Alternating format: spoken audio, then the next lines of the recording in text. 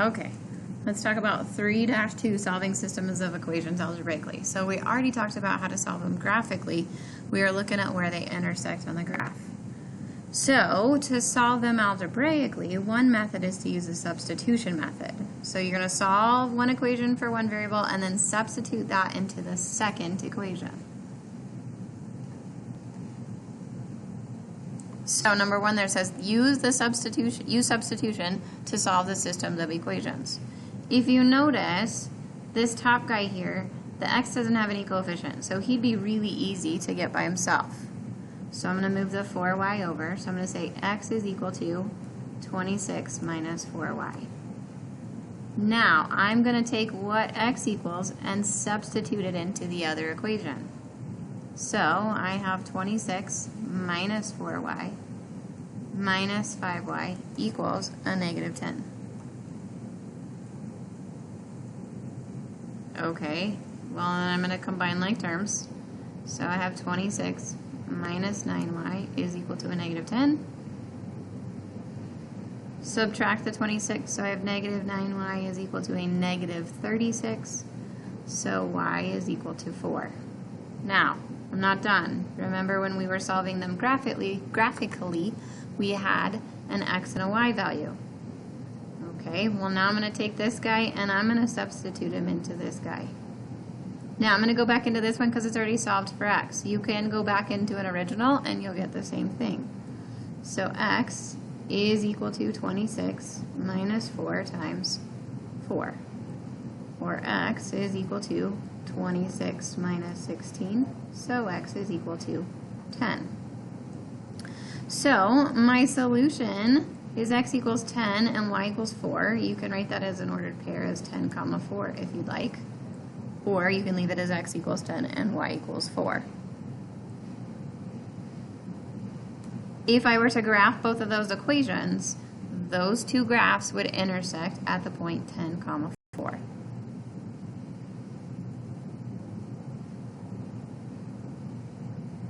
Okay, number 2. Number 2 says a furniture store builds 2 types of wooden outdoor chairs. A rocking chair that sells for $265 and an Adirondack with a footstool, that's a picture of this guy right here, for $320. Last month, the business earned $13,930 for the 48 outdoor chairs it sold. How many of each type of chair were sold? Okay, so we need some variables. We need to talk about the number of chairs that were sold, and then we need to talk about money. So we have rocking chairs and Adirondack chairs. So the number of rocking chairs plus the number of Adirondack chairs total was $48 chairs. Then for every rocking chair they sold, they made $265. So $265 for each rocking chair plus $320 for every Adirondack chair, and they earned $13,930.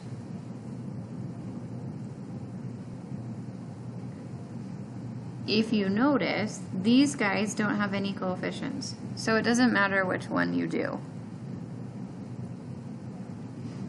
So what I'm going to do is move that A over.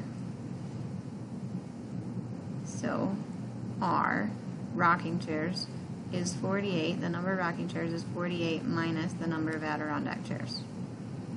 I'm now going to replace this or substitute this in for R.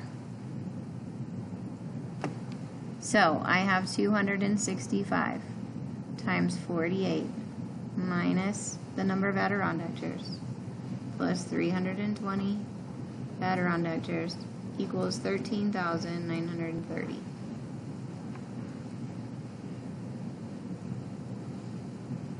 Okay, let's distribute.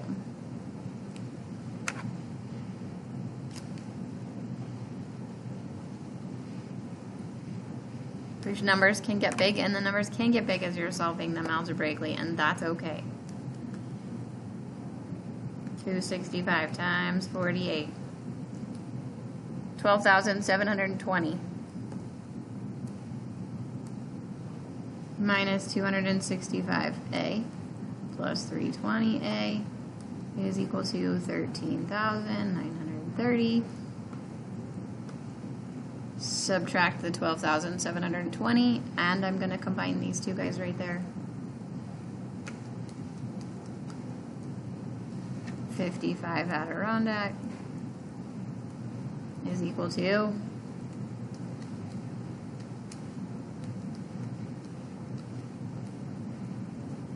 1,210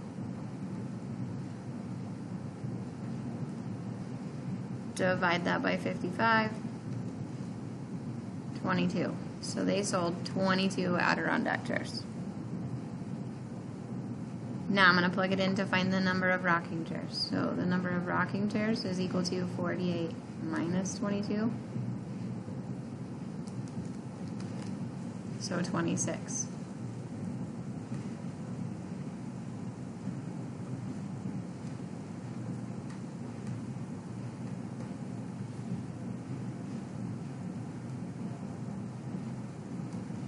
So on that one, we should probably make sure that we don't end up with like 26.2, like we didn't end up with a part of a chair. Okay, so that's substitution.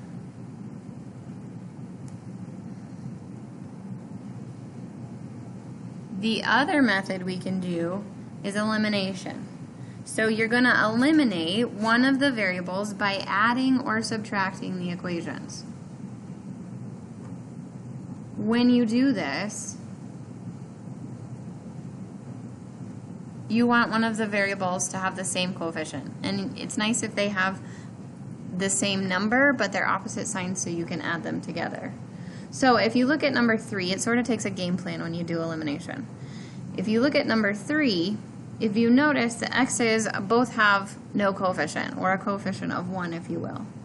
So what I'm going to do is I'm going to eliminate the x's, and I'm going to flip all the signs so that I can add them together. Or essentially, I'm subtracting both of those equations. Now, I have 1x plus a negative 1x, so they're going to cancel. And then I have 2y plus a negative 1y, so I end up with 1y. And 10 plus a negative 6 gives me 4. So essentially, I added those two equations together, the x's canceled, and I got y is equal to 4. Remember, I still have to find x. Pick one of your originals. It doesn't matter which one of your originals, and you're going to plug it back in. You don't have to use the top one. You can use the bottom one. It's totally up to you. So, it's a combination of substitution and elimination. Oh, that's an equal to. X plus 8 equals 10. Subtract 8, so x equals 2. Again, you can leave your answer right like that, or you can write it as an ordered pair. Remember, x goes first, and then y.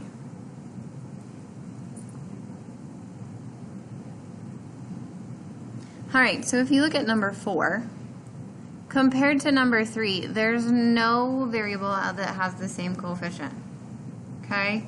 So we're going to force it to have the same coefficient so that when I add them together, things cancel. So what I'm going to do is I'm going to say, okay, look, the y's, one's positive and one's negative. So it'd be really nice if I could add those two guys together and the y's would cancel.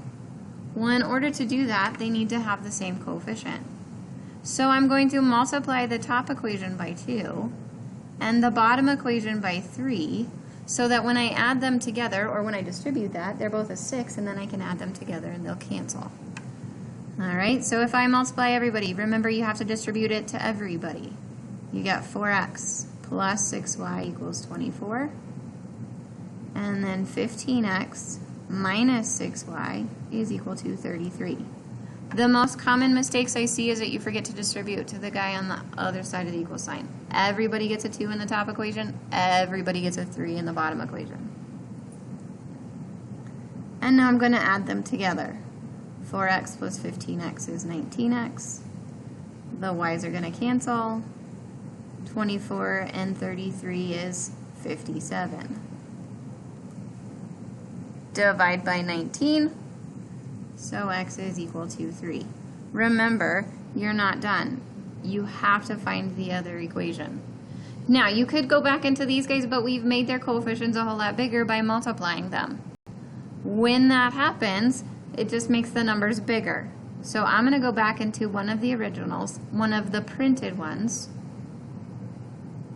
and find y.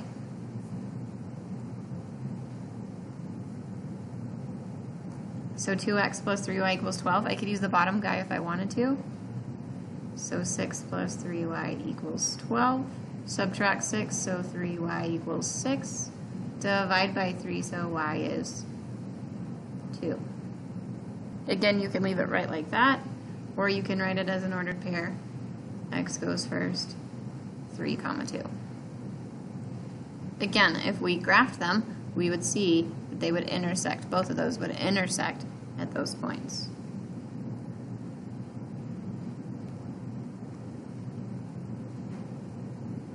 All right, number 5.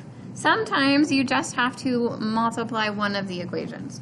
It doesn't matter. You don't have to multiply both of them by something. So in number 4, I couldn't multiply 2 by something to get 3, and I can't multiply 3 by something to get 2.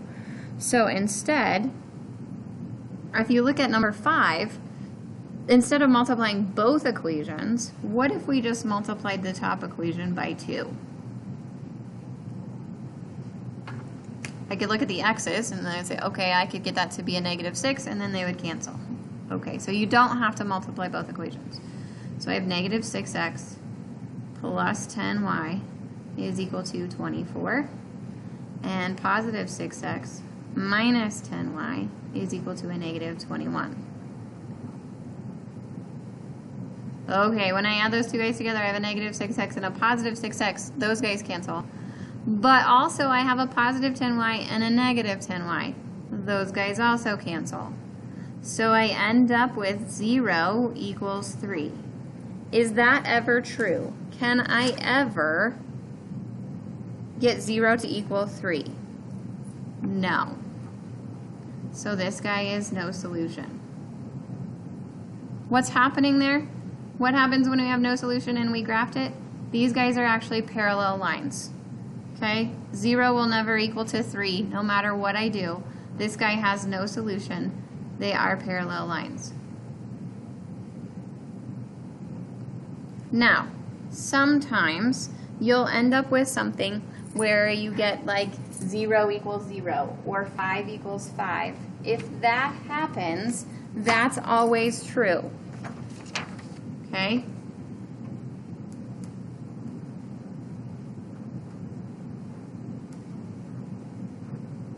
Something like that. They are the same line. And it's infinitely many solutions. So if it makes a true statement, oh, that's not the word same. They are the same line, and you get infinitely many solutions.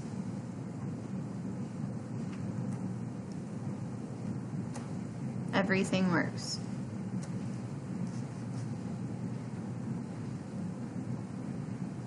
If you get something that's not true, then it's no solution, and they're parallel lines.